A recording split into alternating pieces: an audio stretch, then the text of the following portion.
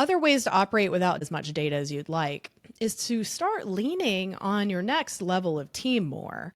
So there's a couple of reasons this is important. One, more brains is almost always better than one. When we can pool our collective intelligence, we know the buck ultimately stops with us. We can go gather all of the opinions we want from folks, but ultimately you still have to be the one that makes that ultimate call. I do think it's really smart to pull some great minds into the room. They could be cross-functional. They may not be all your direct reports, and say, hey, here is what I have synthesized about this business challenge or the opportunity, whatever the thing is you have to make a decision about. Here's what I believe in terms of where we need to go. Maybe you don't have a belief. Maybe you're simply saying, I don't have a belief on where we're going with this. I want to source the room. If you do have an opinion on which way you should go, ask them to blow it up for you. Poke holes in this like you don't believe in it. And then someone else build the case for why this is the perfect idea. You'll learn a ton. And then the other side is you could open the floor to just say, I don't really have an opinion yet on where we go. I want to hear from you.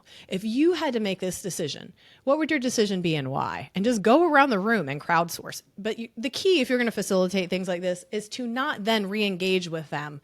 Allow them to play this out with you and just listen. You don't want to become a sparring partner where they're having to defend themselves. The point is, and let them be sparring partners together, perhaps. But if you're going to facilitate and try to pull information from a room, be careful you don't shut it down with your facilitation approach. And then there's always the classic, like pull in a mentor if you need to make a decision, or a cross-functional peer can be really helpful. Again, if you have the safety with that peer to say, I'm not clear. Here's what I'm looking at. What'd you do if you were me? And then also looking to past experience to inform the future. Then ultimately your job is to sit back and synthesize everything you've heard and make that decision yourself.